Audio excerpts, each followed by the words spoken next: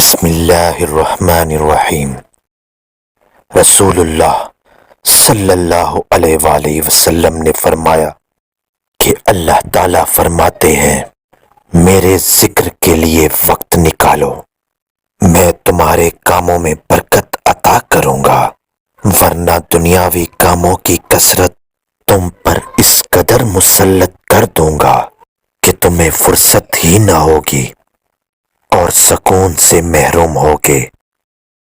حضرت عائشہ صدیقہ رضی اللہ تعالی عنہ سے روایت ہے کہ حضرت صلی اللہ علیہ وآلہ وسلم نے فرمایا، وہ گھر جس میں قرآن مجید پڑھا جاتا ہے آسمان والوں کو ایسا دکھائی دیتا ہے جیسا کہ زمین والوں کو ستارے دکھائی دیتے ہیں۔ سید الانبیاء صلی اللہ علیہ وآلہ وسلم نے فرمایا، اے علی علیہ السلام، سورہ یاسین پڑھو، اس میں 10 برکات ہیں۔ بھوکا پڑھے تو سیر ہو جاتا ہے،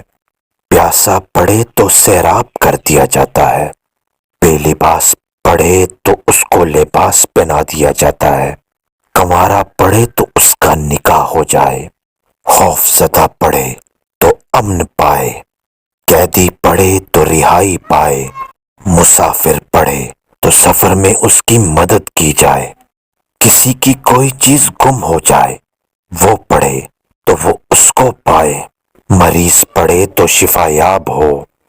میت کے پاس پڑھا جائے تو اس کے عذاب میں کمی ہو۔